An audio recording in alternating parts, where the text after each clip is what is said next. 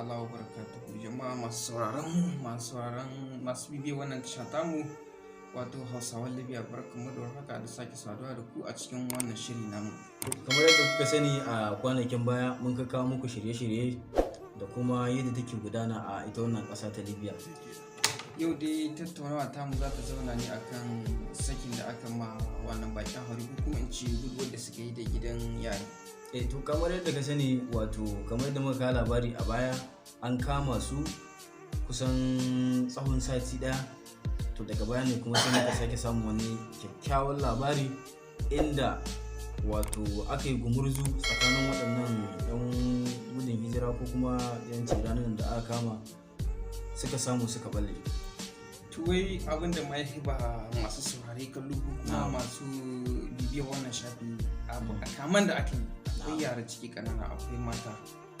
Babu inda muka taɓa jin an yi kami haka na 'yan bara a kama hada mata a ce an kai gidan kasu. Ba a taɓa ji ba. Dole ne masu da zanga-zanga domin su fito, tunda ba a taɓa yin kami da mata ba. Kuma a ƙasar musulmi ne a gina, ana kira ga Libya tana zuwa cikin ƙasashe ta ɗaya a wurin musulunci, kuma a ce ita ce za ta fara haka. Mu taɓa ji duka a Afirka, mu taɓa jin haka.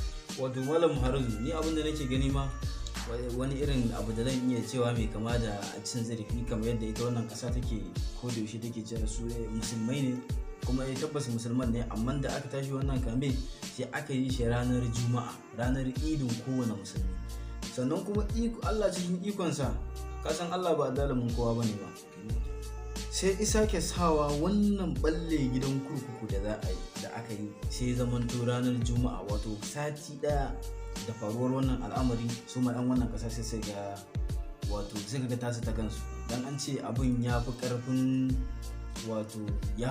su, dole bayan da zasu suka kyala mutane suka fita.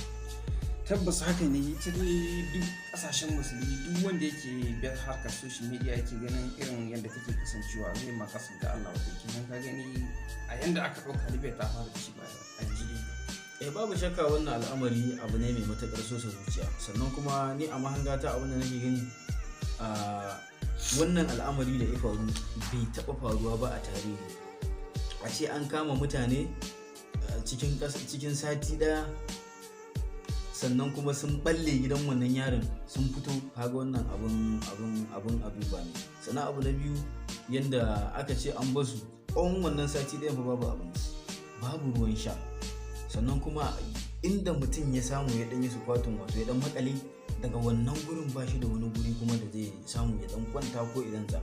Amma duk da wannan al'amari da yanayi da suka tsinci kansu, hakan bai hana su gwabza tsakaninsu da hukumomi har su samu 'yancin kansu ba.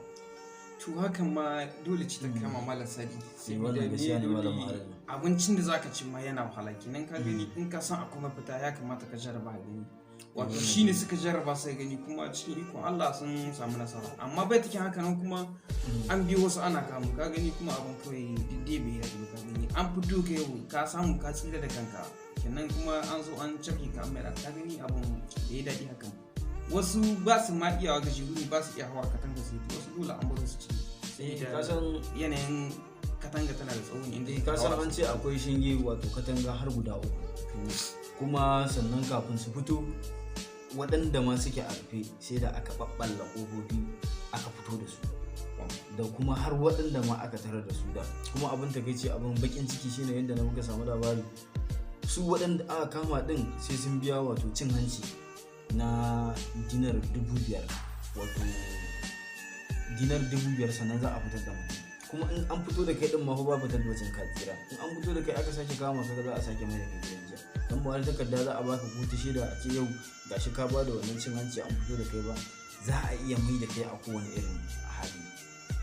To in na gane dai ina so ci kenan dai Libya sun fara business, tunda kuma ana ba da kuɗi ana hido mutum. In ka ba da 5,000 ana hido ka, kenan harkar ta kuma business kenan. Ba wai wanga abu kamili ba da suke ne ko za su yi wani zaben ƙasa, wani ne gyaran ƙasa, kina harkar ta kuma business ma suke. Wannan shine ya ƙara tabbatar mana da cewa wato kaman da aka yi ko kuma raɗe-raɗin da muka samu, wato ba iya mutanen da wato suke da laifi aka kama ba, akwai wanda babu ruwansu. Kuma abin da muka sake samun labari daga wajen mai kaifi, an kama mutane har da waɗanda suke da takardunsu, wasu ma an yaga musu takardu.